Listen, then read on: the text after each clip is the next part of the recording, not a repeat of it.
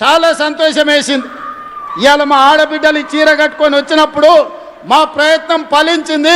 మా ఆడబిడ్డ చీర కట్టుకొని ఇంత దూరం వచ్చిందంటే గర్వంగా తలెత్తుకొని మిలమిల మెరిసిపోతుంటే మా ఆడబిడ్డలు వాళ్ళ కళ్ళల్లో సంతోషం చూస్తే కడుపు నిండా బిర్యానీ తిన్నంత ఆనందం నాకు వచ్చింది. ఏమి ఇచ్చినా ఈ సంతోషం రాదు, ఏమి చేసినా ఈ సంతోషం మిగలదు. అందుకే ఇవాళ మా ఆడబిడ్డలకు మాట ఇస్తున్నా, మిమ్మల్ని కోటీశ్వరులను చేసే వరకు విశ్రమించేదే లేదు. మీకు ఏమి కావాలని చేయడానికి మీ సోదరుడు ముఖ్యమంత్రిగా తెలంగాణ రాష్ట్రంలో ఉన్నాడు. రాబోయే రోజుల్లో మీరు ఇక్కడి కాదు, ప్రతి పార్లమెంటు నియోజకవర్గానికి నేను వస్తా. వ్యాపార ప్రణాళికలు సిద్ధం చేసుకోండి. పెట్టుబడులు ఇవ్వడమే కాదు, వ్యాపారాన్ని మీ చేతుల ద్వారా ప్రభుత్వ సరఫరా అంతా కూడా మీకు అప్పచెప్పే బాధ్యత నేను తీసుకుంటా. దళారుల కోసమో కమిషన్ ఏజెంట్ల కోసమో తెలంగాణను దోపిడీ చేసేటోళ్ళ కోసం ఈ ప్రభుత్వంలో స్థానం లేదు. ఆర్థికంగా నిలబడే మా ఆడబిడ్డలకు అవకాశం ఇచ్చే బాధ్యత ఈ ప్రభుత్వం తీసుకుంటుంది. ఈ ప్రభుత్వం మీది, ఈ ప్రభుత్వం మనది. ఈ ప్రభుత్వంలో మహిళా శక్తికి చోటు ఉంది. 1 కోటి మంది మహిళల్ని కోటీశ్వరులను చేయడమే లక్ష్యంగా 2034 వరకు మీ ఆశీర్వాదంతో ఈ ప్రభుత్వాన్ని నడిపిస్తాం. మా సీతక్క మీకు తోడుగా ఉంటుంది. సీతక్క నాయకత్వంలో మా ఆడబిడ్డలందరినీ కూడా నిలబెట్టే బాధ్యత నేను నా మంత్రివర్గ సహచరులను తీసుకుంటాం.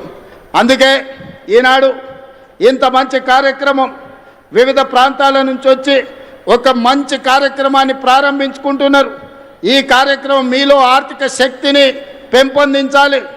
భవిష్యత్తులో మీరు శక్తి ఎదిగినా కొద్దీ 3000 బస్సుల వరకు, ఇంతకుముందే మా పొన్నం ప్రభాకర్ గారికి చెప్పిన 1000 కాదయ్యా, మా ఆడబిడ్డలు 3000 బస్సులు కొనుక్కునే వరకు నీ ఆర్టీసీలో పెట్టుకోవాల్సిందే, వాళ్లకు కిరాయి చెల్లించాల్సిందే, వాళ్ళనే యజమానులను చేద్దామని చెప్పిన మా పొన్నం ప్రభాకర్ గారు కూడా ఒప్పుకున్నట్టే నేను భావిస్తున్నా.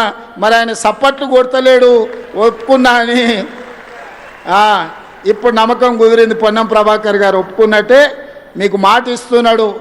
మీ మాట ప్రకారం మీరు నిలబడండి. 3000 బస్సుల వరకు జిల్లా సమైక్యాలు కానీ, మండల సమైక్యాలు కానీ, గ్రామ సమైక్యాలు కానీ మీరెవరు బస్సు కొనుక్కున్నా ఆ బస్సును ఆర్టీసీకి పెట్టించే పూచి నాది. బస్సు కొనుక్కునే బాధ్యత మీది. మీరందరు కష్టపడండి, మీ పిల్లలను చదివించుకోండి. ఇలా పంట మార్పిడి కూడా అవసరం. మన వడ్లు కొనుగోలు కేంద్రాలు మీరే బ్రహ్మాండంగా నడిపారు. మీతోకి ఎవరికి ఇచ్చినా ప్రయోజనం లేదు. కానీ వడ్లు మొక్కజొన్నలు మన సమస్యలు తీరు సమస్యల్ని పెంచుతున్నాయి. పంట మార్పిడి మీద మా ఆడబిడ్డలే నీ రైతు వేదికల దగ్గర పోయి చెప్పి రావాలి.